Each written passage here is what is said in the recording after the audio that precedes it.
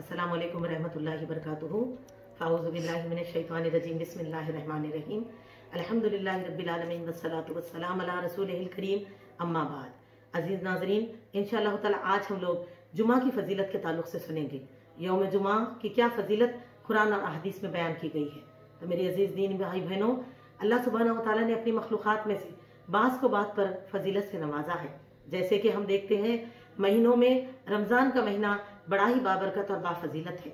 इसी तरह दिनों में यौम अरफा यानी बकरीद की 9 तारीख ज़िलहज्जा की, और इसी तरह यौम ईद उल फित्र, यौम ईद उल अज़हा यानी रमज़ान की ईद का दिन, बकरीद की ईद का दिन, और इसी तरह हफ्ते के 7 दिनों में से जुमा का दिन, जिसको अल्लाह ताला ने ख़ास फजीलत से नवाजा है। दीन इस्लाम में मेरी बहनों, जुमा के दिन को खुसूसी इम्तियाज़ और अजीम फजीलत पाई जाती है।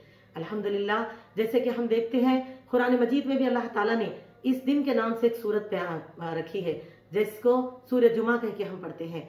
मेरे अजीजों, इसी तरह हदीस में भी रसूल अकरम सल्लल्लाहु अलैहि वसल्लम ने जुमा के दिन की बहुत फजीलतों का बयान फरमाई है। तो आइए कुछ अहदीस सुने। जैसे कि पहली हदीस रसूल अकरम सल्लल्लाहु अलैहि वसल्लम का फरमान मुबारक है कि सबसे बेहतरीन दिन जिस दिन पर सूरज तुलू हुआ यानी कि सूरज निकला, वो दिन जुमा का दिन है। फरमाया इसी दिन अल्लाह ताला ने आदम अलैहिस्सलाम को पैदा किया गया, और इसी दिन आदम अलैहिस्सलाम को जन्नत में दाखिल किया गया। इसी दिन आदम अलैहिस्सलाम को जन्नत से निकाला गया, और इसी दिन आपकी रूह कब्ज की गई। और आप सल्लल्लाहु अलैहि वसल्लम आगे फरमाते हैं, इसी दिन सूर फूंका जाएगा और इसी दिन लोग बेहोश होकर गिर पड़ेंगे, यानी कि इसी दिन क़यामत कायम होगी। इस हदीस को मुस्लिम ने रिवायत किया है, हदीस सही है। इसी तरह मेरी बहनों, एक और हदीस में आप सल्लल्लाहु अलैहि वसल्लम का फरमान मुबारक है, यकीनन जुमा का दिन तमाम दिनों का सरदार है। और आप सल्लल्लाहु अलैहि वसल्लम ने फरमाया, अल्लाह ताला के नज़दीक सबसे अजमत वाला है, वो अल्लाह ताला के नज़दीक ईद उल फित्र और ईद उल अज़हा से भी ज्यादा अजीम है। इसे इब्ने माजा ने रिवायत किया, हदीस से सही है।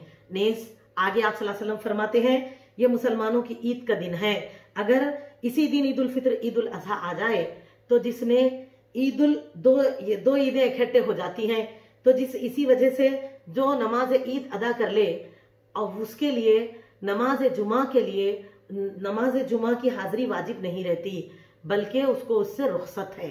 अल्हम्दुलिल्लाह।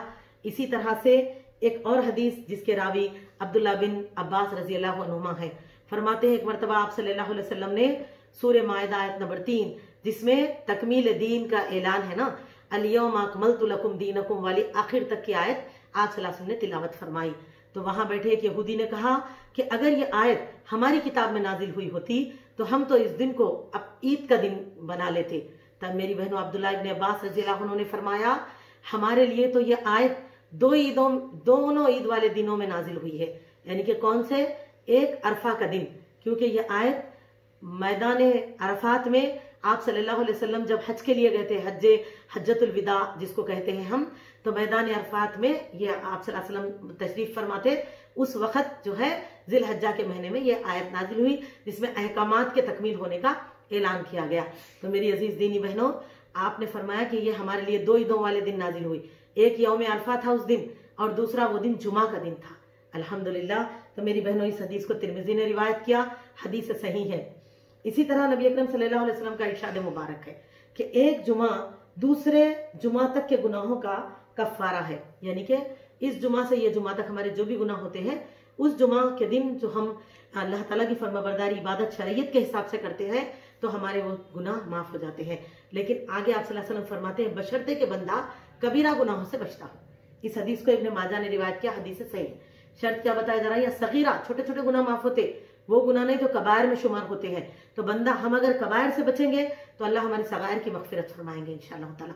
और इसी तरह एक और जगह पर आप सल्लल्लाहु अलैहि वसल्लम ने फरमाया, जिसने जुमा के दिन गुस्ल किया और अव्वल वक्त में मस्जिद में गया, खुतबा शुरू से पाया, इमाम से करीब बैठा, यानी कि गुस्ल करने से मुराद क्या है, उस दिन खुसूसी तौर पर हमको जनाबत वगैरह के बाद जिस तरह से हम गुस्ल करते हैं वैसे तरीके पे गुस्ल करना चाहिए। नौजवान लड़के लड़कियों भी जो है बालिग आखिल बालिग है तो चाहिए कि सुन्नत के तरीके पर गुस्ल करें, आम दिनों की तरह सिर्फ सर से ऊपर से पानी डाल के नहा लेने, बल्कि सुन्नत के तरीके पर गुस्ल का एहतमाम करें इंशाअल्लाह ताला। तो मेरी अजीजों, आप सल्लल्लाहु अलैहि वसल्लम ने फरमाया वो और इमाम के करीब बैठा, तो ये करीब बैठना वो तो जल्दी गए तो ही होता है नहीं, बहाना बाद में तो मस्जिद भर जाएगी।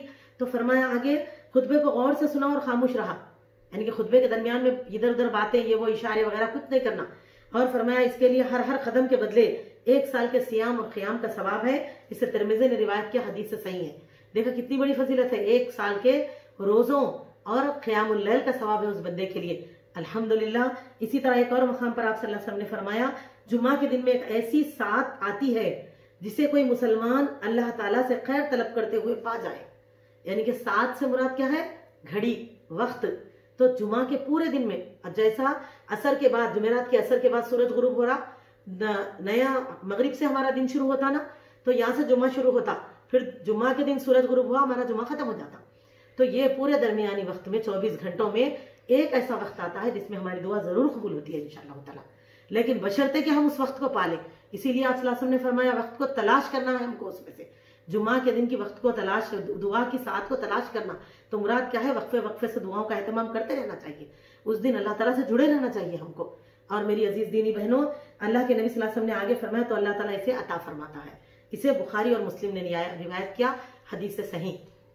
इसी तरह एक और हदीस में आता है, आप सल्लल्लाहु अलैहि वसल्लम ने फरमाया, जिस बंदे ने जुमा के दिन अव्वलीन वक्त में गुस्ल किया और इब्तिदाई औकात में मस्जिद में दाखिल हुआ, तो जैसे नमाज जुमा दी जाती है, नमाज के अज़ा के साथ ही, यानी कि अज़ा दी गई नमाज जुमा के दिन की अज़ा के साथ जल्दी औकात में पहले इब्तिदाई वक्तों में वो मस्जिद में दाखिल हो गया, तो उसको एक ऊंट सदका करने की नेकी है।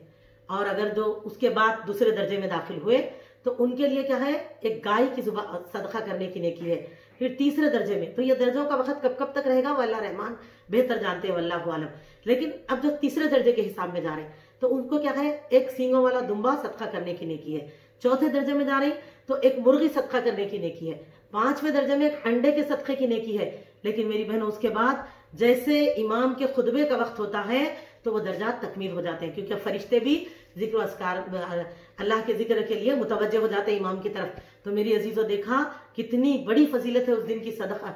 हम बगैर सदका करे इतने बड़े बड़े सदकों की नेकी पा रहे, लेकिन आज का मुसलमान इतना मसरूफ हो चुका है कि वो तो अज़ान सुनकर जब उठते के हमको पानी नहाना है क्योंकि आज तो जुम्मा है, और जाने जाने तक वक्त ये हो जाता है 1 रकात 2 रकात मिलते।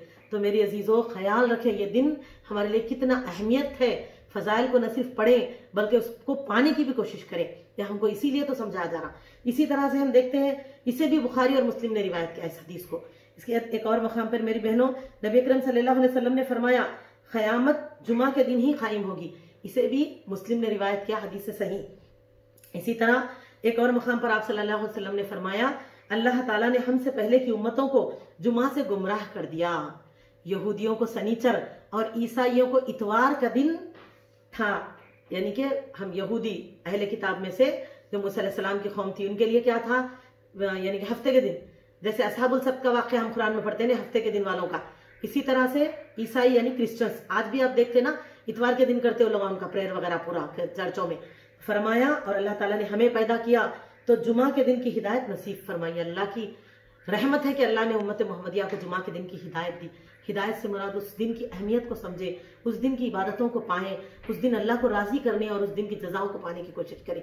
फरमाया मेरी अजीज दीनी बहनों कि चुनाचा जो जुमा है, फिर सनीचर, फिर इतवार, यानी जुमा हफ्ता इतवार ऐसा आता ना। आप सल्लल्लाहु अलैहि वसल्लम ने फरमाया इसी तरह वो लोग क़यामत के दिन भी हमारे पीछे रहेंगे। आप सल्लल्लाहु अलैहि वसल्लम ने फरमाया, हम दुनिया में सबसे बाद में आए हैं लेकिन क़यामत के दिन सब तमाम से पहले हमारा फैसला होगा। इसे बुखारी और मुस्लिम ने रिवायत किया, अल्हम्दुलिल्लाह।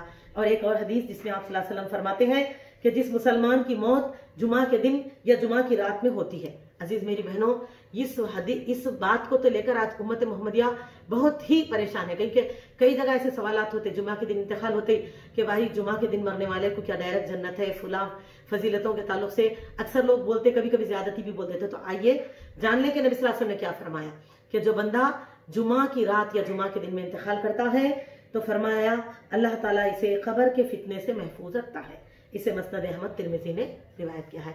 खबर के फितने और आजमाइशों से वो बंदा महफूज रहता है। लेकिन मेरी बहनों, मुफस्सिरान दीन ये हमको साथ ही समझाते हैं अहले इल्म हमारे इस्लाफ कि इसके लिए शर्त ये भी है कि बंदा बकिया भी नेक काम करने वाला और शरीयत का पाबंद होना चाहिए, मर्द हो या खातून, है ना। कई जगह ये होता है इंसान जाहिरी तौर पे भी कट्टर मुशरिक होते, लेकिन हम डिक्लेयर कर देते जाके कि इन्हों जन्नती है क्योंकि इन्हों जुम्मे को गए। तो ये हमारे आपके कहने पे नहीं है, जन्नत अल्लाह के हाथ है और अल्लाह ताला का हुक्म है कि मुशरिकों के लिए तो अल्लाह ताला ने ऐलान कर दिया है कि उनके लिए जन्नत हराम कर दी गई है। तो सबसे पहले तो मोहिद होना, तौहीद परस्त होना शर्त है, और शिर्क से बचना, बिदात से बचना, हराम चीजों से बचना, और इसी तरह से नमाजों की और दीगर नेक कामों की पाबंदी होना चाहिए। तो इंशाअल्लाह ताला ये जितने भी, न सिर्फ इस फजीलत को बल्कि जितने भी फजाइल का जिक्र आया है उसका हकदार वही बंदा हो सकता है इंशाअल्लाह जो कि तौहीद परस्त और अहकामात इलाही का पाबंद हो। अल्लाह सुब्हानहू व तआला से दुआ है कि अल्लाह ताला हम तमाम को इन फजाइल को पाने वालों में शामिल फरमाए, इसकी हिदायत और तौफीक भी अल्लाह हमको बख्शे। अस्सलामु अलैकुम व रहमतुल्लाहि व बरकातुहू।